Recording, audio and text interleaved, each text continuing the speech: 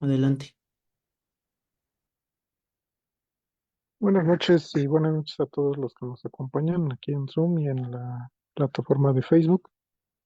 Estamos en otra mesa de Morena Socialista, como bien saben, quizás sepan, tenemos estas charlas semanales en esta plataforma de Morena Socialista y abordamos distintos temas. Lo hacemos siempre procurando una perspectiva marxista. Aunque bueno, podemos tratar, por ejemplo, temas de coyuntura o temas históricos o teóricos, pero pues siempre buscando darles enfoque, lo que finalmente le agrega pues, algo particular a este canal, a diferencia de otros canales donde pues seguramente encuentran mucha información, pero el análisis o está basado en los principios ordinarios del liberalismo, o bien se limitan a pues arrojar información. Entonces, nosotros en esta ocasión vamos a charlar sobre el imperialismo y el socialismo en América Latina, algo que pues en realidad es algo bastante presente, dado la situación que tenemos en Estados Unidos, ¿no? O sea, finalmente la cuestión de Trump y el imperialismo, y no solo él, sino incluso pues toda la cauda histórica del país del norte contra América Latina, pues ha sido permanente. O sea, y ahorita, por ejemplo, se habla mucho del contexto mundial, pero también hay que ver que América Latina está en la mira de estos oligarcas como Elon Musk y el propio Trump. Entonces, este va a ser nuestro tema de la charla de hoy. Vamos a estar transmitiendo simultáneamente en Facebook, síganos ahí también. Pueden seguirnos en la plataforma de X, antes Twitter, en la página de morenasocialista.org.mx. Y estas charlas se retransmiten en diferido a través de la plataforma de YouTube, también en el canal de Morena Socialista. Recuerden dejar sus comentarios, denle like a los videos si les gusta el contenido y difundan. O sea, también es un llamado a hacer la difusión del material porque pues no hay pues un apoyo, ¿no? De parte de las mismas plataformas y pues obviamente no lo hay del general del contexto mediático. Entonces por eso es importante que pues se haga la difusión de estos materiales a través de las personas y pues particularmente de quienes nos están siguiendo. Entonces, mi nombre es Gil Mayorga. Sin más, le cedo el micrófono a nuestro compañero Edgar López para que nos dé una introducción al respecto del tema de hoy y podamos abrir después una ronda de participaciones. Entonces, buenas noches, Edgar. Pues adelante. Bien, pues gracias, Gil. Pues buenas noches a todos los compañeros que nos siguen en estas transmisiones en vivo. Recuerden, apoyarnos con la difusión, la interacción con los videos. Eso es muy importante porque a pesar de que sacamos contenido constante, pues se llega como quedar estancado. Muchas veces los algoritmos, impulsan, ¿no? Otro tipo de contenido y este tipo de contenido los van, aislando normalmente, ¿no? Entonces, a nosotros nos parece importante, pues, discutir estos temas porque es una manera como de hacer ejercicios, mentales para aplicar el marxismo. O sea, fundamentalmente nos ayuda para mantenernos en forma en estos temas. Ya ven que aquí en estas charlas tocamos desde artículos teóricos, históricos, de actualidad, de Morena, en general de la lucha de clases. No es que seamos expertos en todos, pero el marxismo sí te da esa visión de ver los acontecimientos a partir de la lucha de clases que se da en la actual sociedad capitalista. Entonces eso es lo que nos permite quizá hacer este tipo de análisis que no se hacen en otros espacios. O sea, en otros espacios no te hablan abiertamente del marxismo o no profundizan con el método materialista. Entonces me parece importante que sí se pueda profundizar.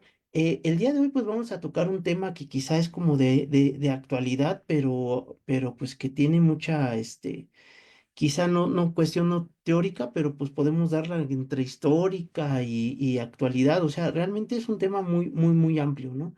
Lo concentramos con la idea del imperialismo y el socialismo en América Latina.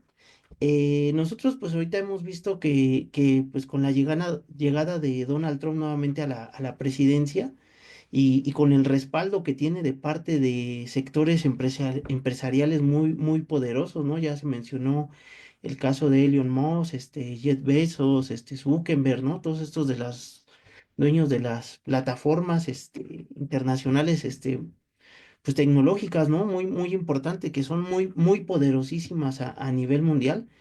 Pues el imperialismo está buscando otra vez, volver a reactivarse. Hay que darse cuenta de cómo pues, actualmente las bolsas, de valores gringas han estado cayendo, y se encuentran en mínimos históricos, incluso muy cercanos a los que estaban ahí por ahí de la pandemia. Pero estos ciclos son normales dentro del imperialismo, ¿no? O sea, suelen producir caídas y bajadas. Pero aquí la situación que nos llama mucho la atención es de que el imperialismo, pues no solamente está poniendo barreras, ¿no? Proteccionistas al interior de su país, ¿no? O sea, muchas veces se dice que el imperialismo, el libre mercado y bla, bla, bla, pero los mismos Estados Unidos utilizan medidas proteccionistas cuando suele haber crisis económicas, ¿no? O sea, que el libre mercado se lleve a cabo en otros países, pero para ellos sí utilizan medidas proteccionistas. Y no solamente eso, sino lo que vemos que el imperialismo pues ha empezado a, pues, o más bien no ha cesado sus ataques, sino de hecho se han reproducido sus ataques hacia el sector de América Latina. Hemos visto cómo Trump pues, ha puesto nuevamente los ojos en la cuestión del canal de Panamá. Ahí nuevamente se ha dicho que pues, Estados Unidos debe recobrar todo el control completo, ¿no? Es una zona comercial muy importante.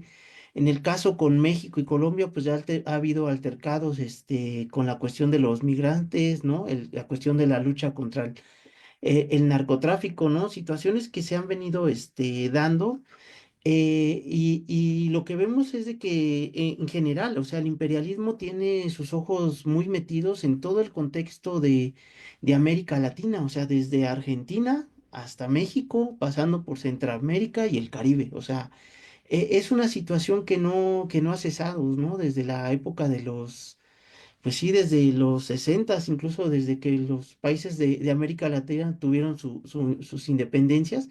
Creo que el imperialismo no ha cesado y en este contexto nos parece muy importante ver cómo en América Latina pues se ha dado, pues nosotros lo que hemos dicho los marxistas es de que en América Latina se abrió un proceso revolucionario a principio de la década de los 2000. Yo creo que viene siendo más por ahí así.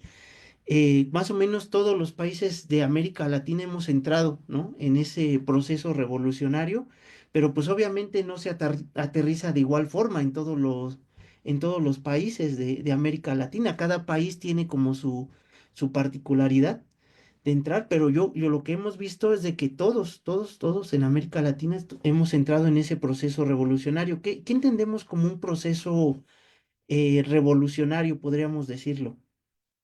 Un proceso revolucionario implica cuando las masas salen a buscar cambios dentro de la sociedad. O sea, cuando las amplias capas de las masas ya no solamente son espectadoras o ya no solamente reciben los ataques, sino que empiezan a buscar cambiar su sociedad. Digamos que ese podría ser el primer rango distintivo de los procesos revolucionarios. Lenin marcaba otro rasgo, ¿no? Que era quizá el principal, era la cuestión de la crisis económica, ¿no? La cuestión de la hambre, la pobreza, todo eso, digamos, es el primer rasgo distintivo. Pero cuando empiezan las crisis económicas, normalmente cuando hay crisis económicas, la gente se retrae, ¿no? La gente no quiere salir a luchar. Entonces tiene que esperar un cierto periodo de tiempo para que la gente salga a luchar, ¿no? O sea, no solamente se tiene que dar las condiciones de miseria, sino que se debe de dar condiciones para que la gente esté dispuesta a salir a transformar esas condiciones. Esos son los dos rasgos que ponía Lenin, ¿no? Como parte de un proceso revolucionario. Ese rasgo, pues lo hemos visto en toda América Latina. O sea, la gente ha salido volcada a tratar de cambiar sus gobiernos dentro de América Latina. Hay que recordar que a principios de la década de los 2000, en Venezuela, por ejemplo, normalmente gobernaba a la derecha y hacía lo que quería, ¿no? Incluso en sus últimos gobiernos puso a una Miss Universo, ¿no? Ya en un grado de de cinismo, pero pues la gente salió volcada a apoyar a Hugo Chávez. Lo mismo ocurrió en Brasil con el PT y Lula da Silva, ¿no? En Bolivia con Evo Morales, en Argentina con esta cuestión de los Kirchner, ¿no? El ascenso de los Kirchner, la izquierda. Si se dan cuenta, en América Latina los gobiernos habían sido de derechas y altamente neoliberales, pero pues la gente se hartó y salió masivamente volcada a buscar a estos gobiernos, progresistas en América Latina. En el caso de México también, ¿no? Se dieron estos cambios, a lo mejor tuvo sus particularidades, a lo mejor aquí no pudo llegar el PRD en el año de los 2000. La burguesía todavía, junto con el imperialismo, infló a Vicente Fox y todavía pusieron al PAN, luego todavía nos hicieron un fraude en 2006, ¿no? Con Andrés Manuel López Obrador. Y a lo mejor ahí en México pues se atrasó, ¿no? Un poquito el periodo de revolucionario que sí hubo en países como América Latina. En Colombia, ¿no? En Colombia también se llegó tarde, ¿no? Con un gobierno de izquierda, hasta apenas hoy en día que ya está con Gustavo Petro, ¿no? Un político que viene de la guerrilla y de la cuestión socialista, ¿no? Altamente formado, el compañero dentro de la izquierda. Pero les decía, ¿no? En los otros países de América Latina, pues incluso se llegaron antes a los gobiernos progresistas. En el caso de Venezuela, incluso se avanzó muchísimo más al proceso. En Venezuela, incluso Hugo Chávez hablaba abiertamente de socialismo y incluso hablaba cuestiones de organización del proletariado, lucha de clases, incluso llamó a formar una nueva internacional que pudiera ser el centro aglutinador de los socialistas. Lamentablemente, pues esto no se pudo concretar, era la Quinta Internacional, él fue el que hizo el llamado a la Quinta Internacional. En Venezuela, ¿no? El caso de Venezuela, pues lamentablemente falleció Hugo Chávez, ¿no? A principios de la década pasada, a mediados de la década pasada. Llegó a Nicolás Maduro y pues hemos visto toda una serie de un periodo bastante inestable, ¿no? En toda Venezuela, pero les decía, no, no solamente es Venezuela, o sea, toda América Latina está en un periodo de alta inestabilidad política, sea gobierno de izquierda o sea gobierno de derecha, se enfrenta a gobiernos inestables, ¿no? Digamos que este es un rasgo característico del proceso revolucionario que es altamente incendiario, ¿no? Es altamente inestable políticamente. En cualquier momento puede estallar una revolución o en cualquier momento también puede estallar una contrarrevolución. Digamos que estas son las características de los procesos revolucionarios, que son altamente caóticos, ¿no? Trotsky por ahí mencionaba, ¿no? La cuestión de estos procesos revolucionarios es que no necesariamente pueden desembocar en una revolución, pueden desembocar en una revolución, en una no revolución o en una contrarrevolución. Esa, digamos, es la característica que estamos inmersos todos aquí en América Latina, ¿no? El caso, por ejemplo, de Argentina, nosotros vimos que llegaron gobiernos progresistas con los Kirchner, ¿no? Por ahí llegó Kirchner, llegó luego su esposa, llegaron varios gobiernos de su mismo partido político, pero en algún momento sufrieron también un desgaste, ¿no? Porque son gobiernos que aunque se manejan dentro del espectro de la izquierda, todavía no dan ese salto hacia una lucha socialista, ¿no? No hacen medidas por expropiaciones, ¿no? Por control obrero, ¿no? Democrático, o sea, no hacen medidas en ese escalón y muchas veces esa situación hace que no se impulse la economía como tuviera que ser, ¿o no? O al grado que la gente pues realmente los siga manteniendo en el poder. Entonces, lo que provoca es una serie de desgaste, ¿no? El caso de Argentina, pues o el gobierno de izquierda, pues precisamente se metió en esa situación, ¿no? No radicalizaba los programas. Y pues finalmente se termina desgastando y esto permite que asciendan gobiernos más de derecha, ¿no? El caso de Milei, que era una especie de youtuber, ¿no? Bastante demagogo, ¿no? Bastante pues ya lo hemos analizado, ¿no? Aquí, con una verborrea, ¿no? De supuesto liberalismo económico y de que supuestamente iba a hacer lo que todos los gobiernos de izquierda no hicieron, pero pues finalmente se terminan adaptando, ¿no? A los designios del Fondo Monetario Internacional, el Banco Mundial. O sea, finalmente Milei lo que busca es eso, ¿no? Y hace poco hubo esta defraudación, ¿no? De la estafa a Libra, ¿no? Por una cuestión de las criptomonedas. Pero bueno, vemos esta situación constantemente en Argentina. Sigue siendo un gobierno altamente inestable, aunque sea un gobierno de derecha, la derecha no tiene la oportunidad, ¿no? De gobernar, ¿no? Plenamente. Entonces, digamos que es el otro rasgo que mencionaba Lenin, ¿no? Yo ya les mencioné dos rasgos, la cuestión uno de la crisis económica, la exacerbación de la pobreza, la miseria, ¿no? Ese es el primer rasgo. El segundo rasgo es la interrupción de las masas por querer cambiar esa realidad. El tercer rasgo sería la cuestión de que la burguesía no es capaz de controlar, no es capaz de gobernar ella misma. O sea, dentro de la misma gobierno burgués hay fisuras, hay divisiones, ¿no? O sea, el mismo gobierno burgués no es capaz de controlar la crisis política, ¿no? Incluso teniendo a políticos de extrema derecha como Milei, pues es incapaz de sacar adelante la crisis política. En el caso, por ejemplo, de Brasil, bueno, ya no lo vimos, el caso de Brasil con Bolsonaro, que PT llegó, ¿no? Llega Lula, durante muchos años hace una serie de programas, pero les decía, se vienen desgastando los gobiernos y esto da el paso a que lleguen gobiernos de extrema derecha.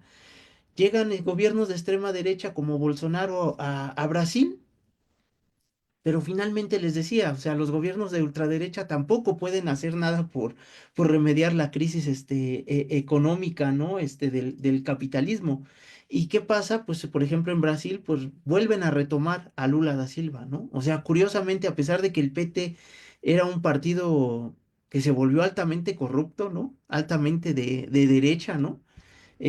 Altamente podrido el PT, aún así, al no haber una alternativa más revolucionaria, socialista o comunista en Brasil, pues la gente no tiene otra opción más que traerse a Lula, ¿no? De donde estaba, de su exilio, de su arraigo, de todo esto, y volverlo a poner, ¿no? En la silla presidencial. Pero es lo que les decía, o sea, son gobiernos, completamente inestables, tanto de izquierda como derecha, ¿no? Y este rasgo lo vemos característico en toda América Latina. En el caso de Perú, pues ya se mencionó el caso de Pedro Castillo, ¿no? De cómo llega un gobierno de izquierda, ¿no? En Perú después de que nunca se había logrado. Y pues finalmente hacen una especie de tipo de golpe de Estado, lo llevan a la cárcel y está en medio de un juicio, ¿no? Que lo están llevando a cabo, pero pues mientras está gobernando la derecha. En Bolivia gobernó durante mucho tiempo la izquierda con Evo Morales, se llega a desgastar. La derecha hizo constantemente intentos de golpe de Estado, ¿no? Una y otra vez. En 2019 Evo Morales se termina exiliando, ¿no? Incluso llega aquí a México, pero actualmente está gobernando un gobierno de izquierda, ¿no? Que se enfrenta, ¿no? Nuevamente a los golpeteos de la derecha y la situación es de que pues tampoco no avanza en medidas socialistas. Entonces, pues bueno, yo aquí hice como un pequeño recuento, ¿no? De en general todo lo que está pasando en América Latina. Entonces aquí yo ya cerraría esta primera charla para dar paso a las participaciones, pero aquí sería ya la cuestión de ir trazando unas perspectivas, o sea, ¿qué espera, ¿no? ¿Qué podemos esperar en este tipo de procesos revolucionarios? Porque vemos que por un lado los gobiernos reformistas llegan al poder, pero pues no avanzan en ciertas medidas más radicales y no pueden hacerle frente a las crisis económicas. Los gobiernos de derecha llegan al poder, quizás retoman nuevamente, pero pues tampoco van a ser la solución para sacar la crisis económica. Entonces está esta pugna, ¿no? Finalmente lo que nosotros vemos es de que en algún momento el Estado capitalista, ¿no? Va a regresar, ¿no? A imponerse. Esto ya es parte de la teoría marxista, cuando el Estado capitalista vea que ya hay mucho desorden, ¿no? Vea que hay mucha convulsión social, que la izquierda ni la derecha pueden ponerse de acuerdo, el Estado capitalista empieza a ascender, ¿no? Como un ente para poner orden. Me parece que no hay que descartar los casos de ascenso de golpes, militares. O sea, hemos tenido golpes de Estado de la derecha una y otra vez, tanto en Bolivia, Perú, Ecuador, Venezuela, ¿no?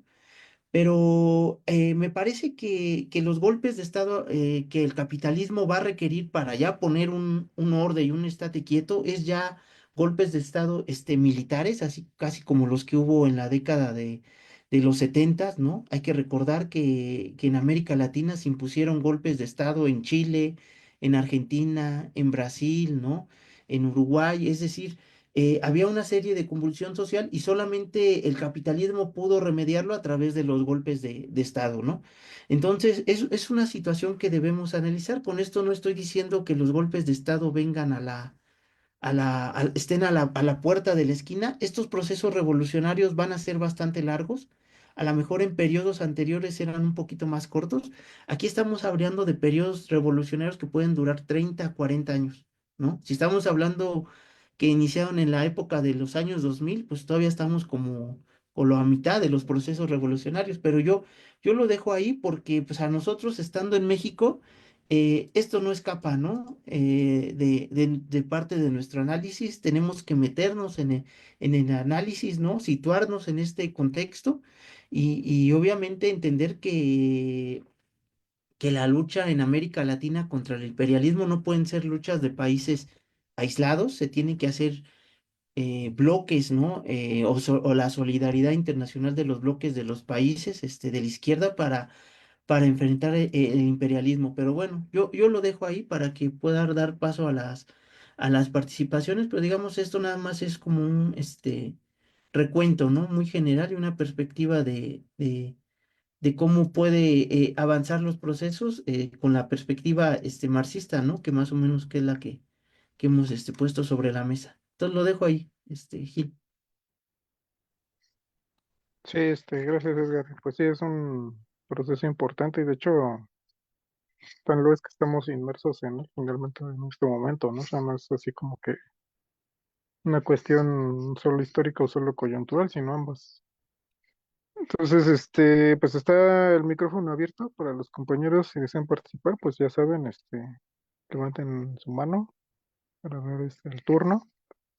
Yo mientras ir comentando que finalmente, pues este individuo Trump vino a agitar el avispero, ¿no?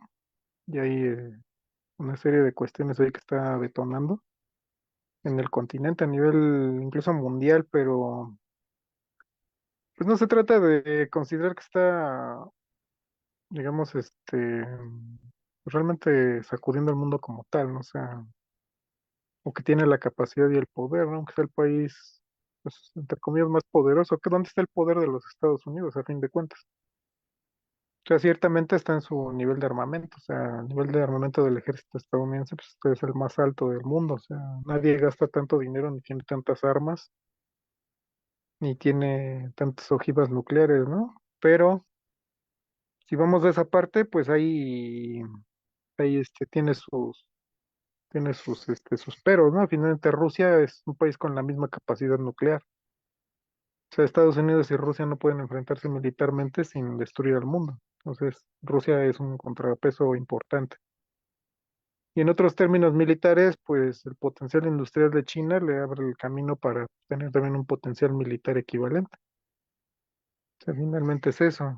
Luego, las nuevas armas que demostró tener Rusia, nuevas armas en Irán, nuevas armas en China, han minado la base del poder estadounidense. O sea, no solamente el poder nuclear, o sea, las armas hipersónicas pueden dejar fuera de combate a las flotas estadounidenses, que son digamos, los puntas de lanza del ejército estadounidense, son las flotas, con sus portaaviones, destructores, bombarderos, etcétera.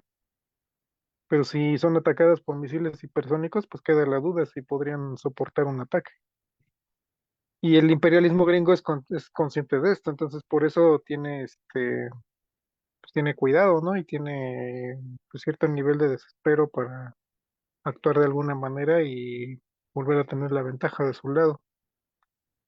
La otra es la alta tecnología, ¿no? O sea, ciertamente los estadounidenses tienen la alta tecnología y sobre todo la informática, la médica, y entre otras cosas. Pero ahí también han recibido golpes importantes, ¿no? El más importante el reciente, pues fue el de la inteligencia artificial. Cuando ellos desarrollaron la inteligencia artificial, pues eran los líderes. O sea, y finalmente estaban como en la cabeza del mundo en la tecnología, ¿no? Y de repente China saca una inteligencia artificial aparentemente mejor y más barata. Entonces, como que derrumba, ¿no? Esa supremacía, o por lo menos en la propaganda queda derrumbada. Luego está la industria, ¿no? O sea, en la gran escala, la industria a gran escala, pues también tiene sus problemas porque resulta que han sido rebasados en muchos aspectos por China. Y luego está lo que más les interesa, ¿no? Que es la hegemonía territorial, o sea, dominar países enteros. O sea, resulta que los chinos están metidos en África a todos los niveles y en todos lados. O sea, China y África son ya polos económicos, pero también ha estado incursionando en China, en América Latina. O sea, finalmente construyeron un megapuerto en Perú y iban a construir también en Panamá, un gran proyecto en el canal de Panamá, que fue cancelado precisamente por esta intervención grosera de los estadounidenses. Entonces hay proyectos, hay dinero, hay comercio chino en América Latina a nivel muy grande y eso quizás es lo que les preocupa más en este momento al imperialismo estadounidense, o sea, el hecho de perder su hegemonía en América Latina. O sea, finalmente en Cuba la economía china podría hacer mucho, o sea, a lo mejor no está haciendo todo lo que podría en Cuba, finalmente es una parte pues, estratégica. Y hay otros pues sí, aspectos económicos como la explotación de minerales. Ahora bien, todo esto que aparentemente mina el poder estadounidense, pues no está siendo pasado por alto, ¿no? Pues digamos, la ofensiva trompista va en ese sentido. Pero pues lo hace de una manera torpe, finalmente agotando sus oportunidades en unos pocos días, meses. O sea, no lleva mucho tiempo en el poder y está, digamos, pues, acelerando algunos acontecimientos. Y eso es porque pues esta élite de poder, pues no son como grandes expertos en muchas materias diplomáticas y tienen alma de empresarios, no de jefes de Estado. Entonces están operando con las normas de la gran empresa, o sea, como los famosos tiburones, ¿no? Están empleando sus herramientas de tiburones para operar en un marco que es más amplio y más complejo, donde no se necesitan solamente habilidades de negociador, sino habilidades diplomáticas, o sea, en términos de hombres de Estado.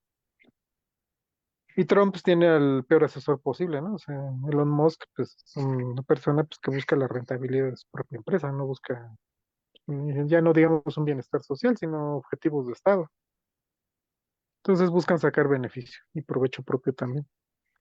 Vamos a ver cómo evoluciona esta serie de cuestiones, pero en lo que respecta a América Latina, pues sí han dado zarpazos, ¿no? También a Venezuela, por ejemplo, han querido implantar impuestos al quien comercie petróleo venezolano. Entonces ahí también hay otro frente abierto. Entonces, América Latina, ahorita, por ejemplo, nuestro gobierno en México, pues está usando la carta negociadora, ¿no? Y no la va a dejar hasta que se agote. O sea, tiene su lado positivo porque pues no tiene sentido confrontarse, ¿no? En una situación de desventaja solamente porque sí, ¿no? O sea, como lo hace Canadá. O sea, lo que conviene es manejar esa carta de suave de negociación, ir como quitándole vigor, impulso a los embates gringos y tener plena conciencia de que el gran consenso digamos, reconocimiento que tiene Sheinbaum y su gobierno entre la población de México le da una solidez que no tienen otros gobiernos, como el de Milei. Entonces eso es importante, o sea, no desgastar la fuerza del gobierno en responder de una manera cáustica, ¿no? Así da cada ataque gringo. Pero bueno, entonces veo la mano de Alan, adelante. Este, sí, adelante.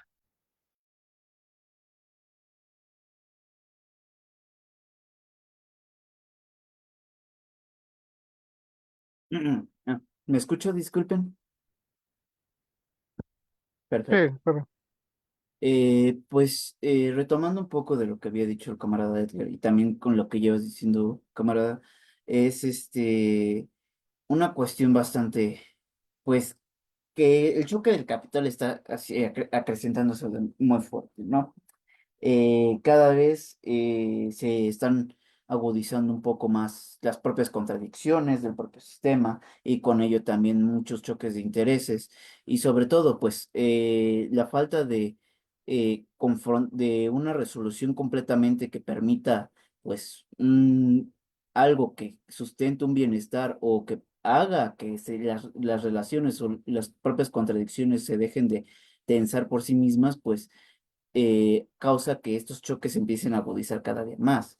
Bueno, aparte de las potencias, de choques de potencias entre China y Estados Unidos, la cuestión de los intentos de golpes blandos o lawful, sobre todo para tratar de imponer regímenes a favores de intereses del capital, como se ve aquí en América Latina, que esos experimentos pues sabemos que se llevan dando desde, bueno, ya no experimentos, sino propias actividades que se dan en intervencionismos desde la propia experiencia chilena, que fue de las primeras que empezaron a acontecer, y sobre todo el tipo de resistencia que se ha tratado, ¿no?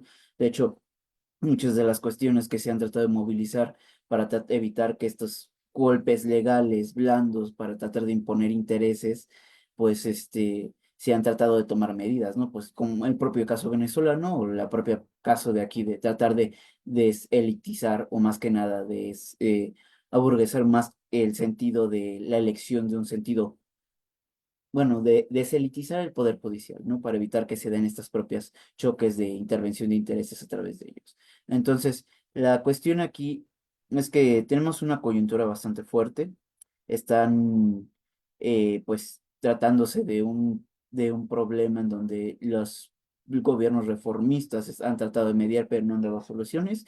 Y sabemos que muchas veces los gobiernos de derecha están tratando de golpetear al punto de que tratan de aprovecharse o sacar juego político, que sabemos que no van a tratar de mediar, e incluso consideraría que en vez de solucionar estas agudizaciones van a provocar lo contrario y puede que incluso se lleguen a través de este desgaste pues empiece a radicalizar ciertos puntos de vista políticos, ¿no? Empiecen a haber una radicalización tanto de parte de derecha y de izquierda, como comentaba el compañero Edgar, pues llega un punto en donde pues el Estado capitalista va a tratar de imponerse y como tal va a tratar de instaurar un orden, ¿no? Entonces, la cuestión aquí es que hay que mantener una postura crítica y sobre todo activa, ¿no? Para movilizarnos y entender de que de un momento podemos estar en ciertas cuestiones bien, pero atrás de eso puede que no estemos viendo bien la carátula de los de acontecimientos económicos, materiales, como le podemos decir, de lo que realmente pasa. Sería cuánto. Gracias.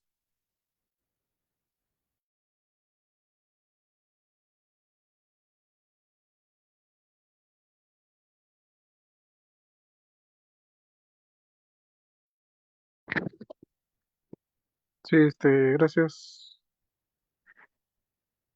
gracias, Alan. ¿Y alguien más? Recuerden, pueden levantar su mano y vamos, cediendo el micrófono para participaciones.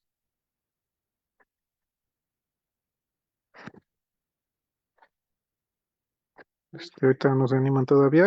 No sé, Edgar, si quieres volver sobre estos puntos para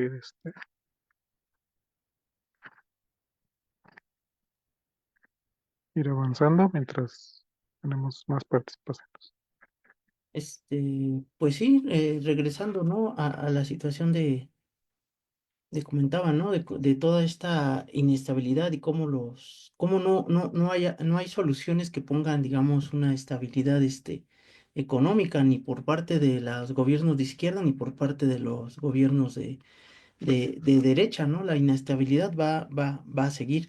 En estos, procesos es inevitable que se radicalicen las posturas, ¿no? O sea, que se vayan por un lado el péndulo va a estar así como oscilando, ¿no? Y en algún momento va a girar a la extrema derecha y también se va a polarizar a la extrema izquierda, que en la izquierda, digamos, extrema o radical, entendemos la parte del socialismo, ¿no? Y del comunismo. Nosotros digamos que estamos dentro de esa parte. En un primer momento es inevitable que la gente busque la extrema derecha, ¿no? Porque pues, el mismo sistema capitalista, tiene una carga ideológica muy fuerte, ¿no? O sea, la gente buscará, quizá todavía las medidas dentro del capitalismo para buscar, quizás si los de la extrema derecha ahora sí dan, solución, ¿no?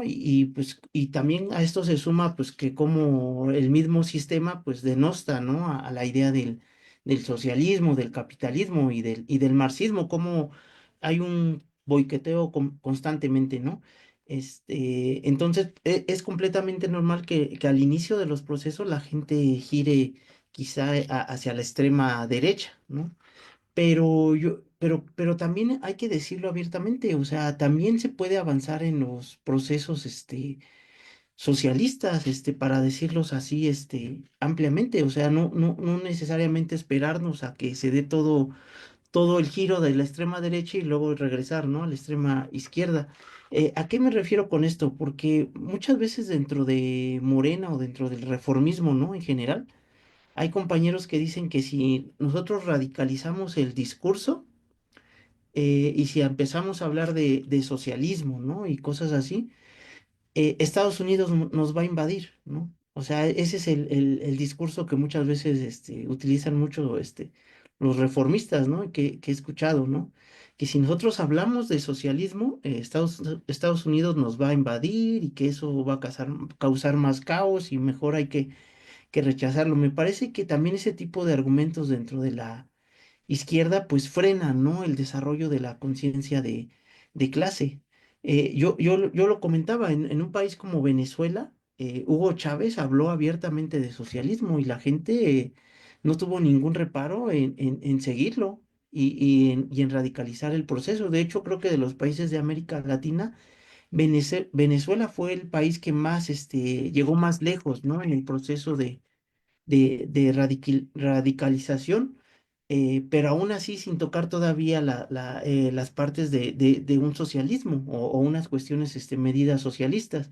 Medidas socialistas entendemos, medidas pues sí, de expropiación de la economía, o sea, a ese grado, ¿no? Extenderíamos, la nacionalización de los sectores claves como el petróleo, ¿no? Electricidad, telecomunicaciones, un sinfín de cuestiones. Y en Venezuela, por ejemplo, a pesar de que fue el país donde más se avanzó en el proceso revolucionario, pues Chávez tampoco no hizo ese tipo de expropiaciones. O sea, a lo mejor sí tenían control mayoritario el Estado en algunos sectores claves, ¿no? Pero nunca hizo ese proceso, abierto de expropiaciones. Tampoco se avanzó mucho en la cuestión de la democracia proletaria, ¿no? De organizar ahí democráticamente. Entonces, me parece que sí se puede hablar de socialismo y yo creo que aquí ya tocaría el último punto, ¿no? Que mencionaba Lenin, ¿no? Yo les comentaba los tres puntos,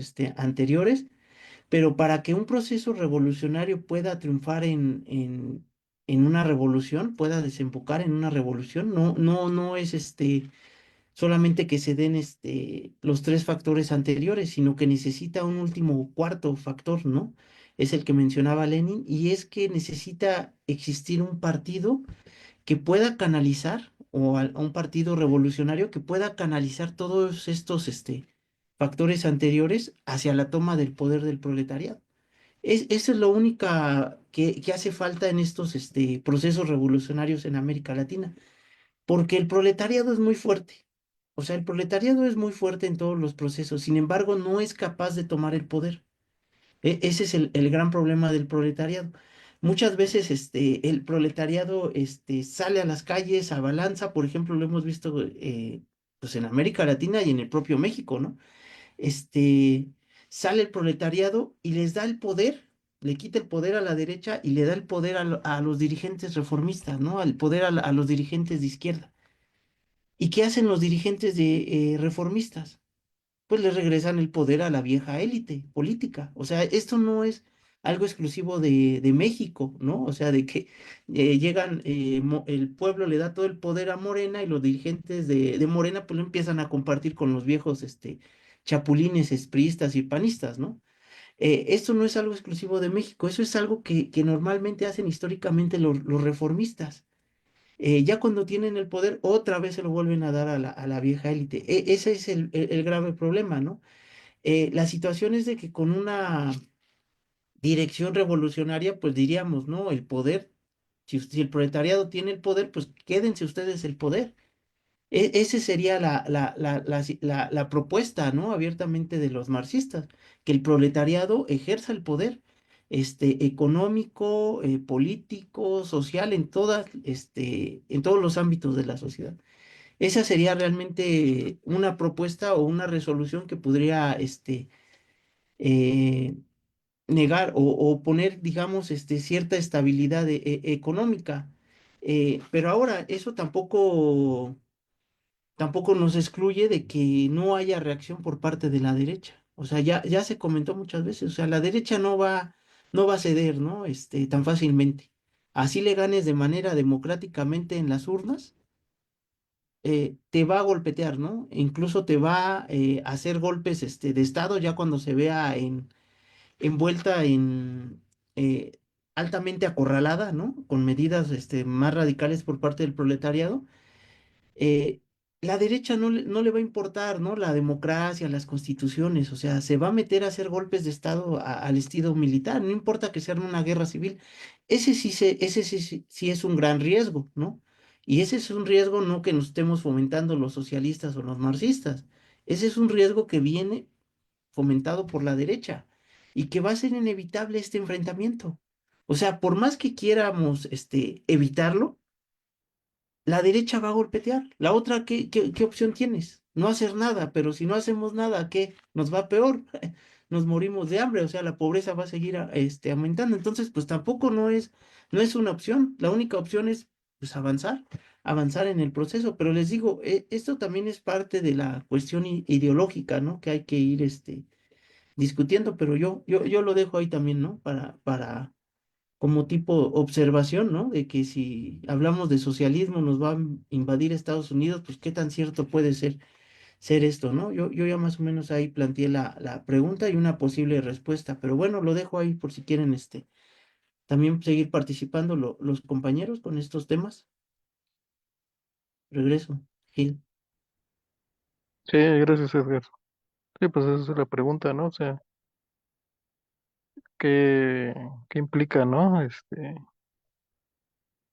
Hablar de socialismo y en realidad, pues, miren, bueno, ya los compañeros tendrán su propio análisis sobre esta parte. Yo quisiera mencionar que pues muchos países invadidos nunca necesitaron hacer propaganda del socialismo, ¿no? Para ser invadidos por Estados Unidos, justamente. Panamá de Noriega no era ni siquiera socialista de nombre, ¿no? O sea, incluso era un agente suyo, ¿no? O sea, ahí hay una cuestión, ¿no? O sea, por ejemplo, Noriega era de hecho un pro-yanqui y narcotraficante al servicio de Estados Unidos y un régimen totalmente, pues blanco, ¿no? O sea, un régimen blanco y aún así le valió una invasión, ¿no? Montones de muertos pues, por una desavenencia con los estadounidenses. Entre otros países que han sido invadidos y arrasados por Estados Unidos sin necesidad de ser socialistas. Más bien lo que mueve la invasión gringa es el interés gringo. Finalmente, si a los gringos les interesa por algo, pues van a mover todos los hilos para tener una justificación y lanzarse a la guerra. Sea el narco, sea el comunismo, sea el populismo, lo que se inventen en ese momento.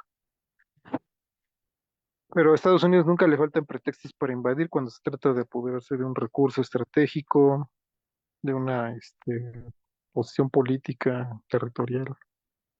Porque finalmente a los gringos lo que les interesa es pues, el poder, ¿no? El Estado gringo es un país imperialista. Y el imperialismo pues es apoderarse de territorios, recursos, incluso a veces dinero en metálico, ¿no? O sea, a Libia de Gaddafi y a Irak lo saquearon incluso en dinero, o sea, no solamente desvalijaron los recursos, sino desvalijaron las arcas de esos gobiernos. Y por eso pues limitarse a decir sí socialismo, ¿no? Pues si eres socialista, pues haces propaganda del socialismo, ¿no? No, no tendrías por qué limitarle. Si no hacen, muchos reformistas no hacen propaganda del socialismo porque pues no creen en el socialismo. Creo que simple y llanamente no creen en él. No les interesa. Lo que les interesa a lo mejor no es digamos, entrar en conflicto, ¿no? Con socialistas, que saben que si debaten en esos planos, pues quedan exhibidos frente a las masas. O sea, si ellos hicieran la verdadera crítica que tendrían que harían, pues saben que se desacreditarían mucho, porque si salen ellos a hablar en contra del socialismo, pero en sus términos, pues las masas se darían cuenta de que pues, detrás de un reformismo pues, está el mismo capitalismo, ¿no? Que es la explotación misma de la que están defendiendo. Entonces prefieren darle la vuelta al asunto y decir, no, pues no, no hay que hablar de socialismo por el riesgo que implica. Pero pues más bien es que no creen en él, ni les interesa creer ni desarrollarlo, sino administrar la cuestión del capital, pero desde una perspectiva, digamos, a lo mejor hasta más racional, ¿no? Evidentemente el discurso reformista tiene su desarrollo también, no es así nada más al azar, ¿no? O sea, ha tenido un desarrollo, por ejemplo, en nuestro país, el reformismo se ha curtido a lo largo de bastantes años, adoptando soluciones, haciendo propuestas, causando masas. A lo mejor es la parte que los socialistas más bien nos toca desarrollar, ¿no? O sea, este toque de masas que el reformismo en este momento sí tiene. O sea, el reformismo ahorita en México pues se ha convencido a mucha gente y ha dado resultados en sus términos, ¿no? En sus términos de ellos. Pero nosotros sabemos que la cosa no queda ahí, ¿no? Si quedara ahí, ya se hubiera resuelto todo. La realidad es que el reformismo pues tiene límites y más allá de esos límites el socialismo. Lo que necesitamos es ese toque de masas, ¿no? O sea, las masas se convencen y se autoconvencen de que tienen que evolucionar hacia una posición socialista. Finalmente, quien los convence no es un socialista, que quien los convence es la lucha de clases, quien los convence es el choque directo con el capital.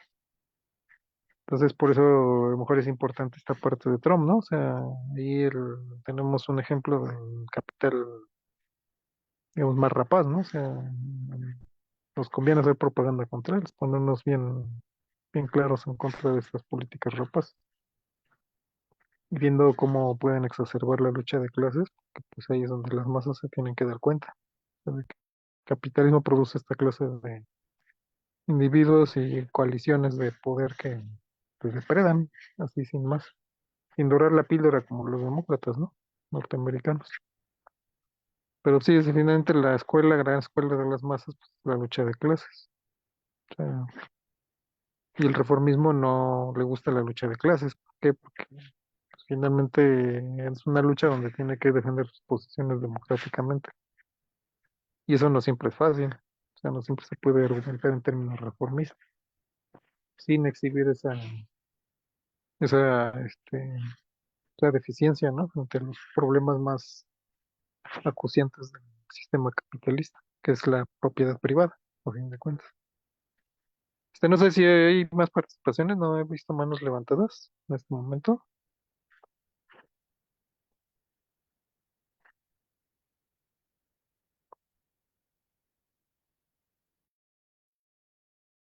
Y bueno, nada más seguir puntualizando otra cuestión que quedó por ahí. Finalmente, ver la mano de Alan, adelante, Alan. No, nada más para complementar esto, ¿no? Pues sí, al final del día, el reformismo pues tiene ciertos límites, ¿no? Y solo es la propia asociación y la movilización y la organización la que nos queda, ¿no?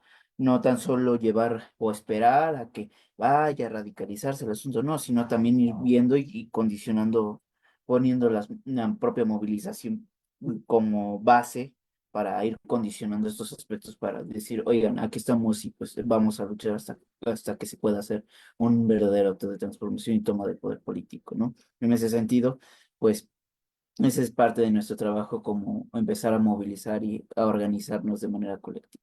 Es nada más eso.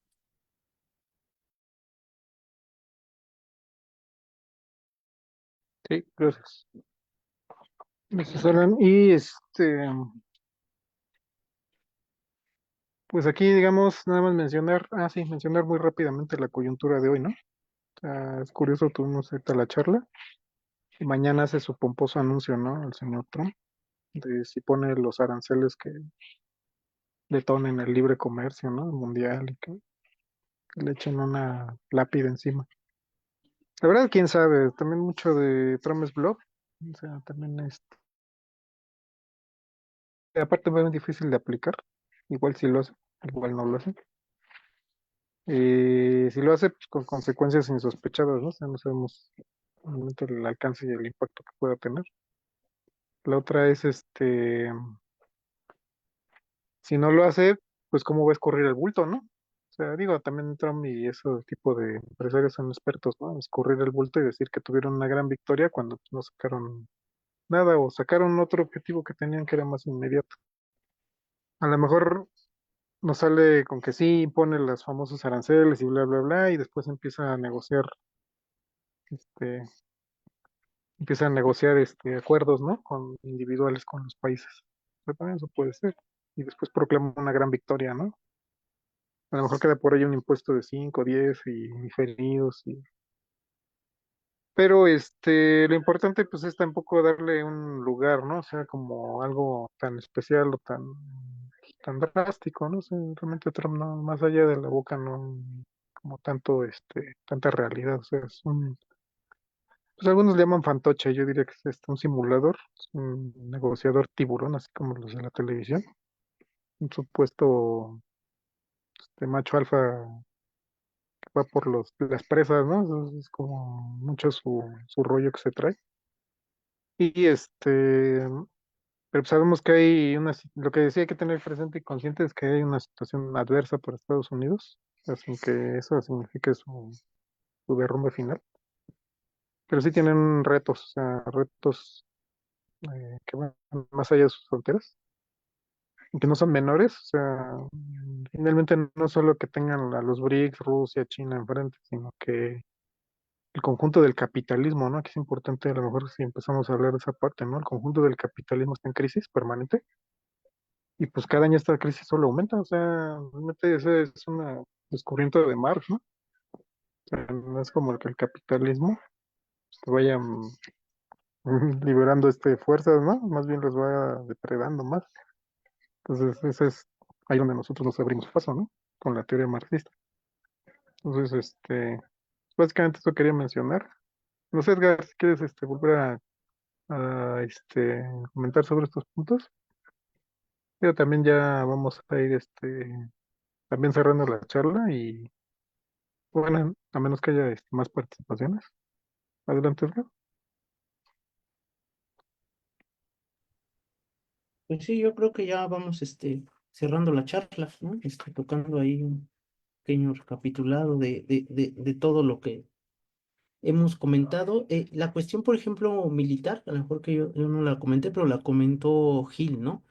O sea, una de de las cuestiones contradictorias de por qué Estados Unidos no invade militarmente un país es precisamente, es que es poderosísimamente militarmente muy poderoso. O sea, contradictoriamente es eso, ¿no? O sea, el tipo de armamento que hay hoy en día, para irte a por ejemplo, una Segunda Guerra Mundial, Primera Guerra Mundial, que eran enfrentamientos prácticamente todavía a pie, ¿no? En terreno, en aviones, ¿no? Hoy en día los enfrentamientos son a otro tipo de nivel, ¿no? O sea, las armas, digamos, para enfrentarte a una guerra mundial, prácticamente destruyes el planeta, ¿no? De manera muy rápida, ¿no? Entonces eso es algo que el capitalismo pues tampoco no puede hacerlo, ¿no? O sea, destruir este medio planeta y esclavizar a la humanidad, pues no funciona el capitalismo así, ¿no? Esa es otra de las cuestiones por las que Estados Unidos no está en una guerra mundial, porque muchas veces dicen muchos compañeros, ¿no? El peligro inminente de una guerra mundial. La situación lo veo descartado en ese sentido porque pues uno, ¿a quién se te enfrenta militarmente a Estados Unidos? No hay países, solamente China y Rusia, ¿no? Pero enfrentarse entre ellos militarmente, pues realmente pondría en riesgo, ¿no? A la propia humanidad, ¿no? Incluso es algo que ellos no podrían permitírselo. Sin embargo, lo que sí puede haber son guerras pequeñas, que ya hemos dicho, ¿no? Como la de Ucrania, como las de Medio Oriente, todo ese tipo de guerras es algo que va a ser inevitable en los siguientes años, ¿no? Entonces, es una situación que hay que tomar en cuenta para el caso de América Latina. ¿Qué quería comentar? Pues yo era más para comentar el caso de los reformistas, ¿no? Ya habíamos comentado, Gil también comentaba esta parte de cómo los reformistas sí te hablan de socialismo, sí te hablan de marxismo, ¿no? Sí lo camuflajean ahí como una cuestión pues, anecdótica, ¿no? Histórica, a lo mejor, romántica, ¿no?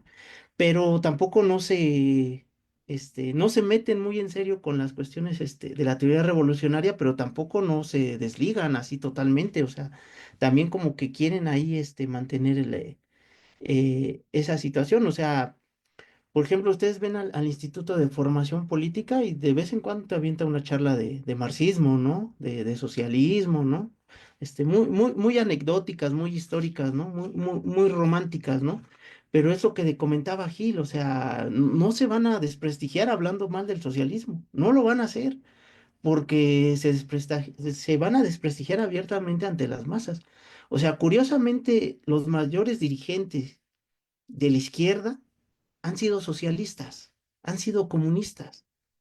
O sea, dentro de la izquierda reformista, keynesiana, ¿quién? O sea, realmente no hay dirigentes ni teóricos ni nada, ¿no? Que te puedan llevar a esa vía. Los mayores dirigentes de la izquierda han sido socialistas y comunistas, ¿no? Incluso, por ejemplo, los casos de Fidel Castro y de Hugo Chávez.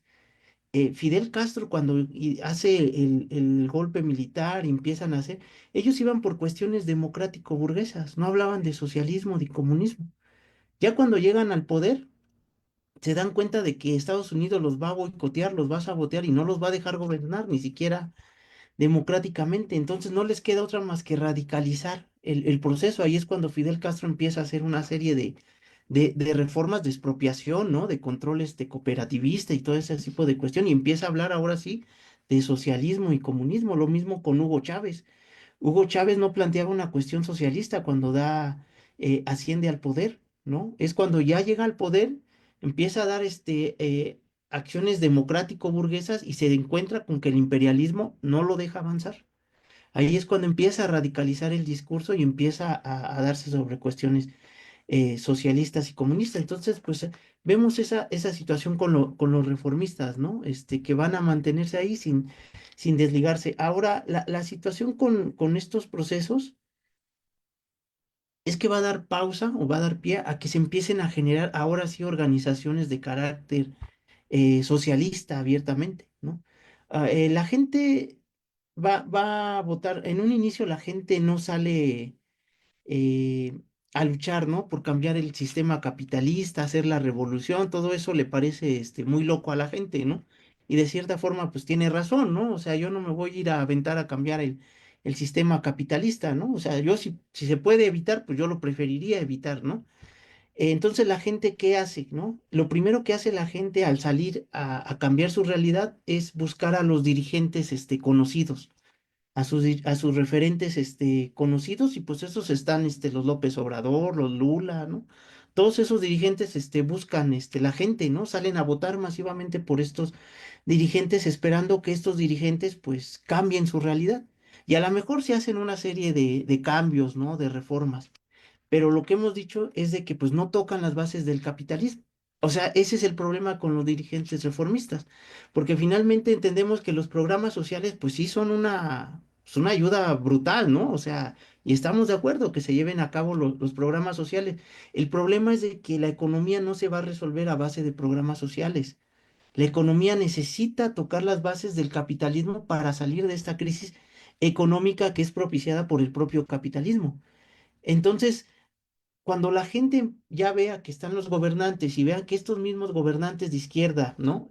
No pueden salir adelante con la crisis económica y en lugar de organizar a la clase trabajadora, empiezan a descomponerse, ¿no? Como lo que ocurre con Morena, ¿no? Que tiene que hacer acuerdos con un montón de tipos del viejo régimen, ¿no? Porque pues, es parte de su estrategia política, ¿no? Su estrategia política es hacer reformas, ¿no? Sin romper vidrios, ¿no? Sin movilizar a las masas, pues tienen que hacer acuerdos inevitablemente con sectores, pues bastante,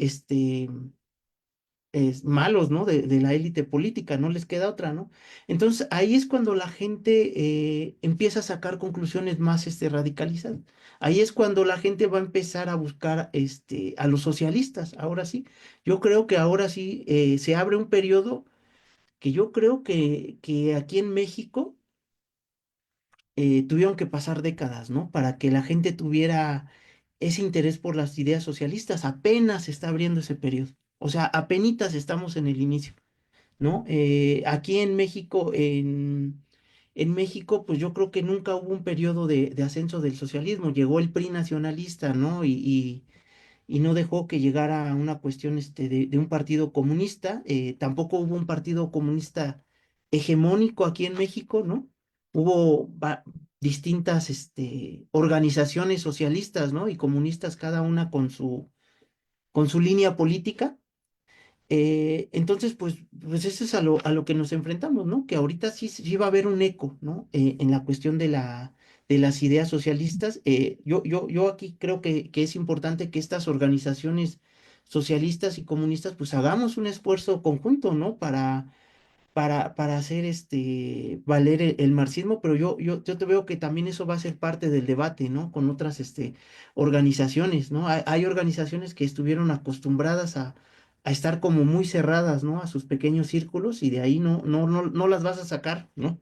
Entonces es una cuestión que va a estar muy, muy complicada, pero va a ser parte del debate, ¿no? Entonces, yo con esto ya concluyo. Eh, para América Latina, pues no hay solución dentro del capitalismo, ¿no? Es inevitablemente por plantearlo así.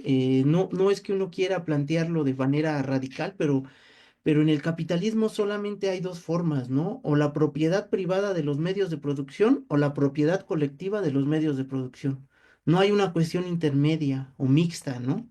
O colectivizamos la economía o la economía sigue estando a manos de privados, ¿no? Y nos sigue llevando a la miseria, a la falta de pensiones, de salarios dignos, de trabajo, de podredumbre.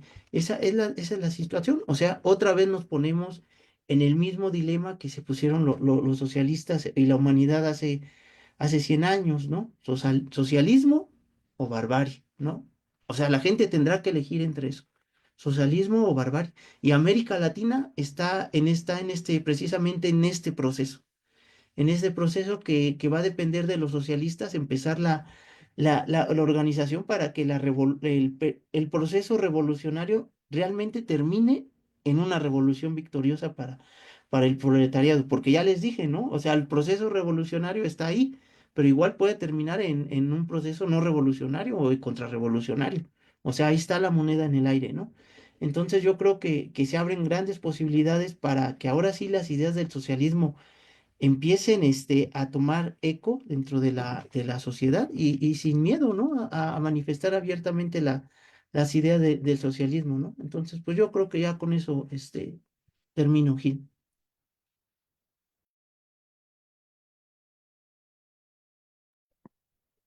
Sí, gracias Edgar. No sé si no hay algún comentario más.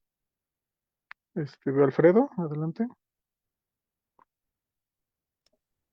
Hola, buenas noches. ¿Sí me escuchan? Sí, adelante. Sí, creo que como siempre, los temas muy interesantes, muy apasionados principalmente.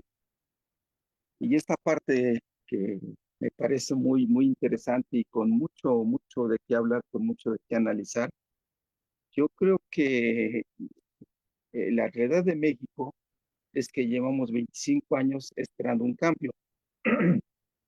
Perdón, desde que la oposición, que siempre se manejó como oposición el PAN, y llegó Fox en el 2000, se supone que ahí tenía que ser la parte importante de un cambio de sistema de gobierno, de sistema de producción, pero pues no, se siguió con el mismo capitalismo y hasta la fecha seguimos con el mismo capitalismo.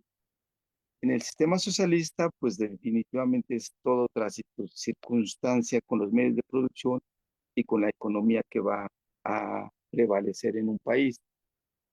Aquí la situación de nosotros que estamos de alguna forma tratando de convencer o de ver que la solución a una economía nacional, para una mejor calidad de vida de los habitantes, pues es el socialismo.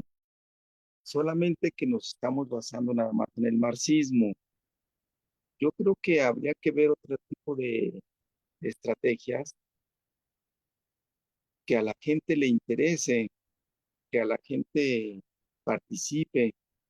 Yo creo que este foro que se está trabajando es una de las muchas cosas que se pueden hacer, y principalmente en México, por la misma forma, por la misma idiosincrasia, por la misma ideología que tenemos, tendríamos que ver más estrategias. Yo creo que si iniciamos con el marxismo, habría que ponerle otros complementos, otros elementos para convencer a la gente, porque se trata de convencimiento, se trata de que la realidad la hemos vivido, no, la realidad histórica de nuestro país ha sido pues completamente real, concreta, en donde siempre ha habido los polos opuestos entre la economía de la gente que son sumamente muy, muy, muy distantes, la riqueza y la pobreza, ¿no? Bueno, pobreza hablamos de miseria y riqueza, bueno, ¿cómo es posible que en un país de tercer mundo existan gente con que ocupan los primeros lugares a nivel mundial, que son los más ricos del mundo? Hay gente que está extremadamente rica aquí en México y México está considerado todavía como un país tercermundista. O sea, eso es una contradicción muy grande, o no nos queremos dar cuenta de que el país es rico, que se puede producir y que puede haber una mejor calidad de vida para todos sus habitantes y no para unas cuantas familias. Esa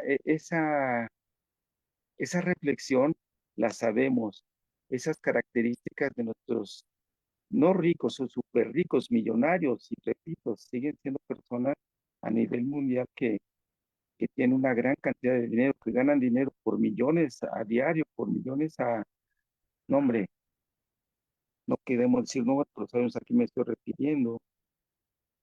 Cuando esa reflexión la tenga la demás gente, pues es donde va a empezar una lucha de clases fuertemente contra los conservadores, porque aquí se habla mucho de izquierda, se habla mucho de derecha, se habla mucho de, de cuestiones ideológicas que se manejó mucho en el marxismo. Pero aquí realmente lo que tenemos es derrocar a los conservadores. Sigue habiendo conservadores que pues no quieren que haya un cambio de sistema, que no haya un cambio de circunstancias. Yo no sé qué pasaría si el día de mañana nos convertimos en socialistas, qué vamos a hacer con todos los narcotraficantes, con toda esa élite que de alguna forma también hay una derrama económica importante en este país. Queramos o no, tanto la droga y las remesas de nuestros compatriotas en Estados Unidos, pues era algo que pesaba en la economía nacional. No sé qué va a pasar si nosotros, bueno, me gustaría ver que nos convirtiéramos en socialistas.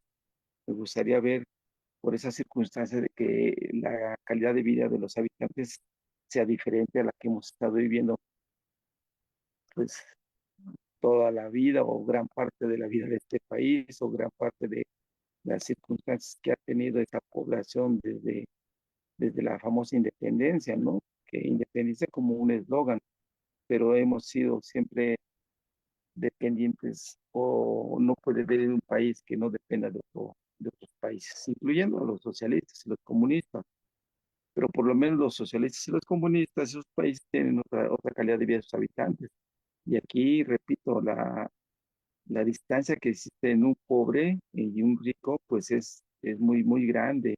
Y a fin de cuentas, vergonzosa decir que somos países tercermundistas en vías de desarrollo, cuando tenemos los premios Nobel, tenemos astronautas, tenemos la gente más rica del mundo, tenemos grandes pensadores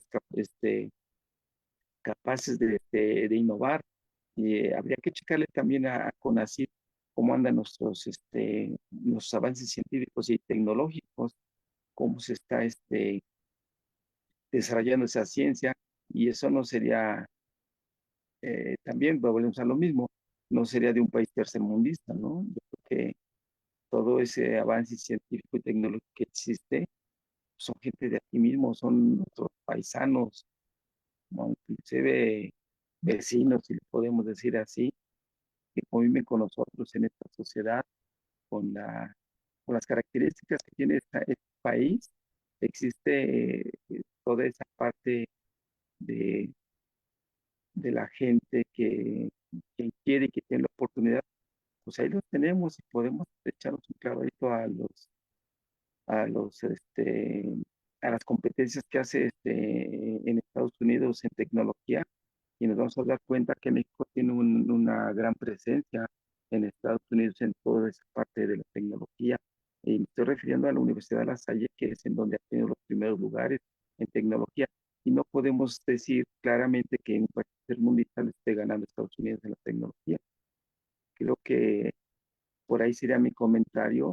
Y cerrando mi comentario, es que sí tenemos que ver, echarle abajo a todos estos conservadores que de alguna forma pues, quieren seguir siendo ricos, y bueno, ya ni qué más decir de esta gente que no pagaba impuestos y que no sé si ya lo pusieron en línea, pero ¿cómo es posible que a nosotros a todos cobren impuestos y los ricos no pagaban? No sé cómo anda ahorita en esa parte, no he checado, pero por ahí sería mi comentario para a ver si alguien más quisiera comentar, y si no, pues ahí le dejaré por el momento. Sí, gracias, Alfredo. Bueno, para explicar un poco más lo del socialismo, a lo mejor pues estaría bien programar una charla nueva pues sí, donde abordemos en extenso, ¿no? La parte del socialismo, o qué se concibe como socialismo, porque pues evidentemente cuestiones como la criminalidad, el narcotráfico y todo esto, pues tendrían que dejar de existir. O sea, simple y sencillamente suprimiendo las bases del capital, se suprimen también esta parte de la criminalidad. Digo, no excluye que haya rasgos de esa criminalidad en el socialismo, pero pues ya no tienen esa base económica. O sea, digo, pero eso lo podemos explicar mejor, yo creo que en una charla especial para el tema. Y a lo mejor el socialismo o la teoría marxista pues no necesita como complementos. En realidad, por ejemplo, remitir a Alfredo y a quienes nos escuchan a revisar la obra de Fidel Castro, por ejemplo, un marxismo creador, y a lo mejor cercano a nosotros, ¿no? O sea, por cuestiones a lo mejor no sé si idiosincráticas o simplemente de cercanía cultural. Ah, perdón. Entonces, podríamos, pues, invitarlos, ¿no? A revisar sí, esta obra, que es bastante importante. Entonces, y en el caso cubano, ¿no? También, digo, atraviesan muchos problemas, pero pues hay ciertos rasgos de un socialismo pues, cercano a América Latina, ¿no? En muchos aspectos. Entonces, ver el ejemplo de Cuba y la teoría del Che Guevara y de Fidel Castro y de Mariátegui, por ejemplo, de Perú. Entonces, tenemos ahí como ejemplos de cómo puede ser creador el marxismo en nuestro continente, entre otros autores.